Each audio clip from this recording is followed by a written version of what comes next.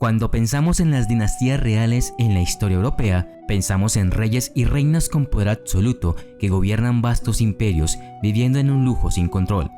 Muchos de los palacios que construyeron siguen siendo algunas de las maravillas arquitectónicas más impresionantes, desde el Palacio Francés de Versalles hasta el Palacio de Kensington de Londres. Los turistas recorren los pasillos y se maravillan con la belleza y la grandeza de estas casas reales. Sin embargo, estos palacios esconden un sucio secreto. En julio de 1535, el rey Enrique VIII y su corte de más de 700 personas se embarcaron en una gira oficial épica. Durante los próximos 4 meses, el séquito masivo visitaría alrededor de 30 palacios reales, residencias aristocráticas e instituciones religiosas diferentes. Si bien estas paradas fueron importantes eventos de relaciones públicas para el rey, diseñados para generar lealtad en sus súbditos, las casas reales tenían otra razón para su constante movimiento. No solo estaban ejerciendo su tremenda riqueza, en realidad necesitaban escapar de los repugnantes líos que producían las grandes fiestas reales.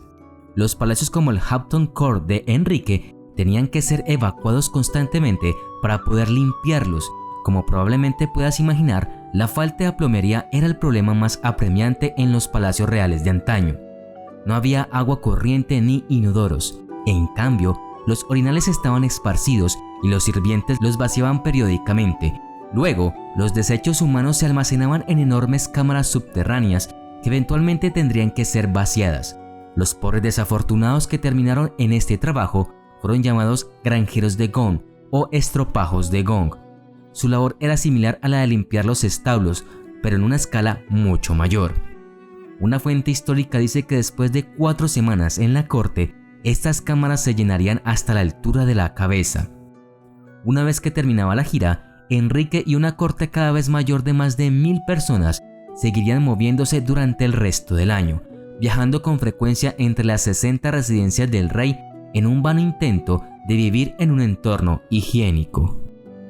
A los pocos días de que un grupo real se instalara en un palacio u otro, se produciría un hedor debido a la comida mal desechada, los desechos animales, las alimañas atraídas por los cuerpos sin lavar y los desechos humanos.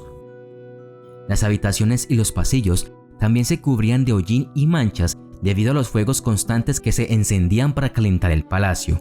La aglomeración de miembros de la corte era tan densa que hacía imposible e inútil una limpieza a fondo de la casa. Aunque los estándares de limpieza eran inferiores a lo largo de las eras medieval y renacentista, las cortes reales solían estar más sucias que la cabaña o el hogar pequeño promedio. Según todos los informes, Enrique VIII estaba librando una batalla contra los estándares de higiene sucios y pobres de su época. Para empezar, dormía en una cama rodeada de pieles para actuar como una barrera entre su yo real y las hordas de pulgas y piojos que infestaban todo. También hizo pintar grandes X rojas en las paredes del jardín para evitar que los sirvientes y los cortesanos hicieran sus necesidades en ellas. Además de defecar en el suelo, los visitantes de la corte aparentemente usaban los valiosos tapices que colgaban de las paredes para limpiarse las manos sucias. Enrique tuvo que emitir una advertencia de que cualquiera que lo hiciera podría resultar herido por su crimen. Si bien el rey tenía un sistema de retretes relativamente sofisticado para sí mismo, otras medidas de desecho pensadas como higiénicas parecen repugnantes hoy en día. Se alentaba a los sirvientes a orinar en tinas para que su orina pudiera usarse para la limpieza. Como la limpieza real a menudo era inalcanzable, la corte real recurrió a enmascarar los olores ofensivos. Plantas de olor dulce cubrían los suelos del palacio y los afortunados presionaban bolsitas de aroma en sus narices. Y es que la creencia de los europeos occidentales de que los baños no eran saludables tampoco ayudó. Aunque el fanático de la limpieza Enrique VIII se bañaba a menudo y se cambiaba la ropa interior todos los días, era una rareza. Se rumorea que Luis XIV se bañó 2 veces en su vida, al igual que la reina Isabel de Castilla. Una gruesa capa de suciedad en la piel, decretó la Iglesia, mostraba la humildad cristiana y evitaba que la enfermedad entrara en el cuerpo. Con el tiempo, los médicos llegaron a creer que lavarse era peligroso, tan peligroso que muchas personas consultaban a sus astrólogos para encontrar el momento más propicio para el baño. El popular libro del siglo XVI, This is the Measure of Glaze of Hell, aconsejaba: no tomes baños ni guisos, ni sudes demasiado, porque todos abren los poros del cuerpo del hombre y hacen que el aire venenoso entre e infecte la sangre. Fue el propio rey Luis XIV cuya decisión de no viajar más de corte en corte lo llevaría a una situación de vida particularmente pútrida. En 1682, en un esfuerzo por sellar su autoridad y subyugar a sus nobles, Luis XIV trasladó su corte de forma permanente al megapalacio dorado de Versalles. En ocasiones, más de 10.000 miembros de la realeza, aristócratas, funcionarios del gobierno, sirvientes y oficiales militares vivían en Versalles y sus alojamientos circundantes. Las mujeres se subieron las faldas para orinar donde estaban, mientras que algunos hombres orinaron en medio de la capilla real. María Antonieta una vez fue golpeada por desechos humanos arrojados por la ventana mientras caminaba por un patio interior. Las letrinas con mucho tráfico a menudo se filtraban a los dormitorios debajo de ellas, mientras que los bloqueos y la corrosión en las tuberías de hierro y plomo del palacio ocasionalmente envenenaban todo en la cocina de María Antonieta. Un éxodo ocasional de la corte podría haber reducido el desgaste de Versalles, lo que tal vez hubiera provocado menos fallas estructurales desagradables. Un informe de 1675 ofrecía esta evaluación del palacio. En las grandes escaleras y detrás de las puertas, y casi en todas partes, se ve allí una masa de excremento. Se huelen 1000 hedores insoportables provocados por los llamados de la naturaleza a los que todo el mundo acude. Hombres y mujeres vestían una especie de bata de lino o camiseta interior pegada a la piel para absorber el sudor y proteger sus galas. La calidad y cantidad de estos variaba según la riqueza individual.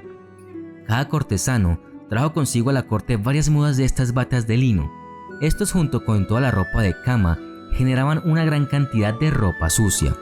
En Hampton Court, un ejército de mujeres trabajaba diariamente en un complejo de lavandería fuera del edificio principal junto al río.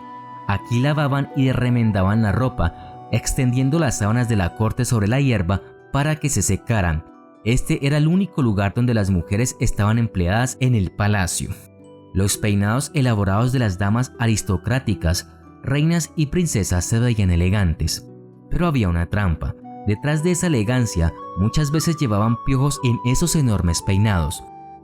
Lavarse el cabello era incluso menos frecuente que lavarse el cuerpo, particularmente entre las mujeres. El cabello se mantuvo mediante el uso excesivo de polvos para el cabello y ungüentos perfumados para arreglar este.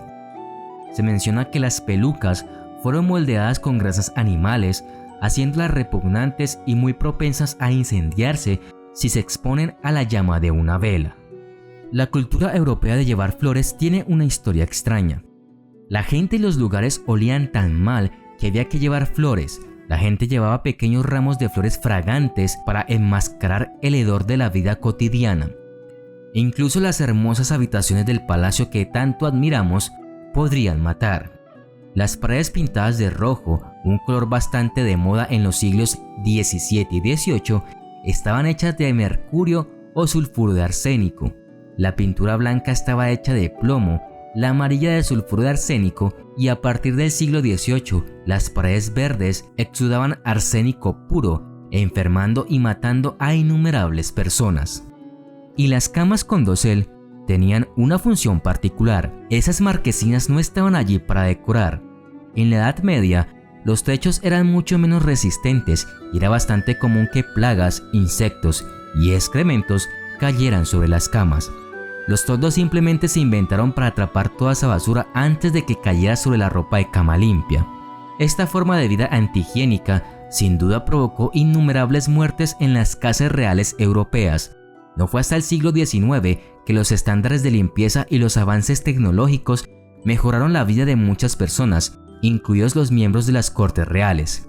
Hoy en día, muchos miembros de la realeza europea todavía se mudan de residencia en residencia, pero por placer, no para tratar de escapar de la suciedad.